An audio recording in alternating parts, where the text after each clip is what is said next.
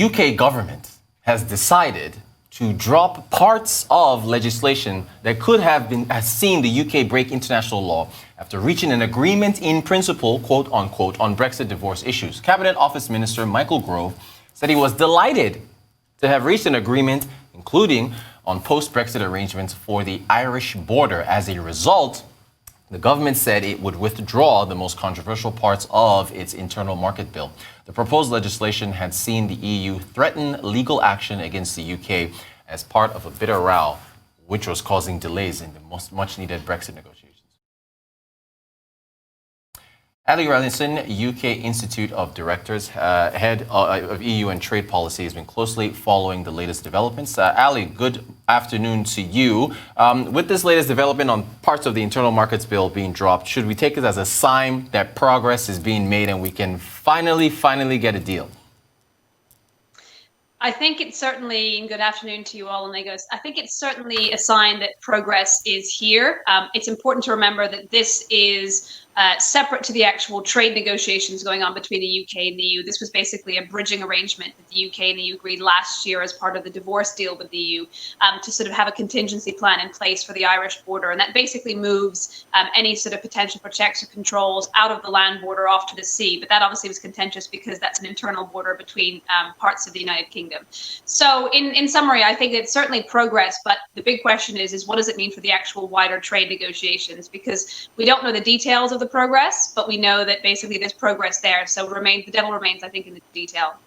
All right, thank you for that. So what about the taxation bill for the post-transition period? Any chance there's any compromise there? Or does the UK say, okay, we've given you a little bit of room here on this, so you're going to meet us halfway on the other matters? How do you see that working out?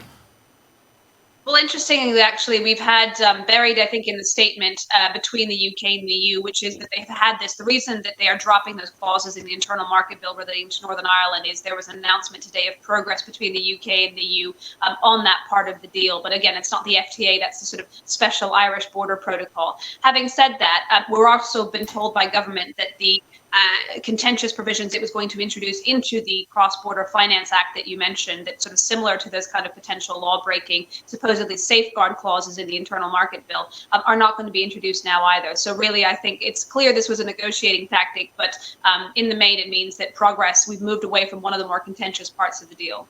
Great stuff. So do we now look at this last-ditch physical trip by Boris Johnson as being partly a success, or do we still say if he couldn't do it over the phone, that is, get this done over the phone with Ursula von der Leyen, then why bother visiting at all?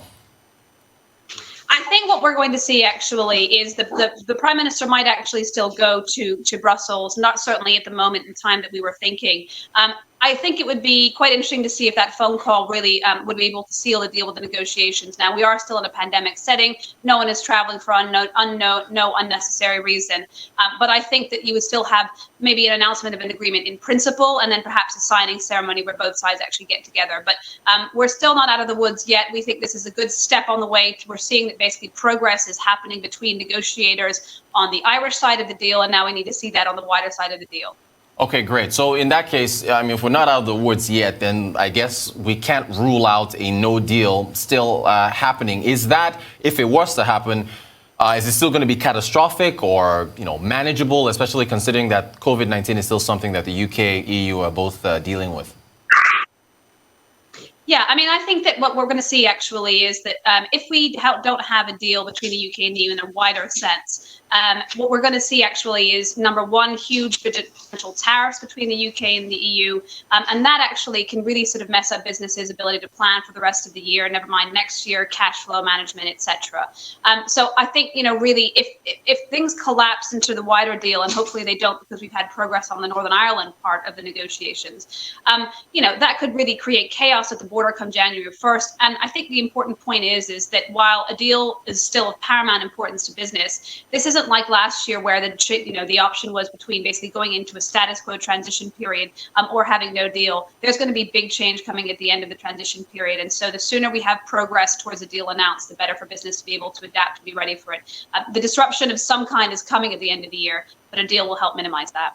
Okay, great. So, but Ali, the sticking points, internal markets bill aside, there's still the fisheries and then the matter of having a level playing field post-Brexit, and I guess how to deal with each other on other arrangements. Those sticking points are still a clear and present danger, if you will. Is that right? The sticking points have been really the same for the last couple of months, I would argue, since the beginning of the negotiation when it started really properly in February and March. And those are really particularly around fish, around state aid and subsidy control, and around basically, I would call it enforcement, i.e. If the UK and the EU agree that they're not going to have the same rules, but that they'll follow their own and their equivalent, effectively, what are any kind of proposals for retaliatory measures if the UK decides to do what it did previously and basically not honor the agreement that it was bound to. I think the good news is that while those three issues are still the three titular issues remaining for progress, we keep seeing incremental progress, exchanges of offers in this space. So I think actually we're now in the end game. The three issues remain as the big ones, but progress in there is being made little by little. So I think we're in the we're either in deal or no deal territory, but the fact that both sides are exchanging offers on those three areas is probably a good indicator that we're sort of reaching the end game. You just quoted one of my favorite movies, Avengers Endgame. But I want to ask you what the UK Institute of Directors members are doing to prepare for a possible, the end game. What are they telling you? Well, it's interesting. I mean, we have some data out tomorrow that really looks at sort of the state of planning and readiness. And I think what really comes across, number one, is there's only a limit to how much a business can prepare if you don't actually have the details of the deal that's, bringing in those changes in front of you.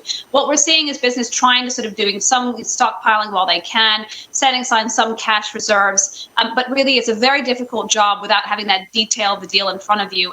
We could have either no tariffs with the EU carrying on, or we could have huge agricultural tariffs. And I think keep in mind that England in particular has just had another sort of full-on lockdown from November to December. And so I think that's made planning for the end of the year even more difficult. So the quicker we get that detail, the easier it will be for businesses to adapt. But number one, I think that we're asking for the government and the EU is, no matter what comes out of this, could we please have an adjustment period for people to be able to implement those changes and fiscal support from the government to help people really wrestle with the changes they can't really see yet because they're not in front of them. Right. So they're kind of in limbo. Okay, Allie, we've only got about a minute to go. If things go badly, is it still the UK that comes off worse since they're facing a larger market of more states with the EU versus the EU facing, being worse off since they're only dealing with the UK? Who ends up worse off if things go pear-shaped? I think simply because of the trade flow volumes, the UK is probably in a tougher spot. But it's important to say that we shouldn't just look at the EU as a sort of a whole part. Actually, there's a few countries, Ireland, France, Germany, particularly those that are facing the Channel, the sea, that's going to make it really difficult. So I think the UK would probably bear a bigger brunt, but it would be more concentrated in certain countries of Europe. Fantastic stuff. We remain hopeful. Keep our fingers crossed. Allie Renison, Head of EU Trade Policy at the UK Institute of Directors. Thank you so much for giving us the latest on Brexit negotiations. So thanks for your insights.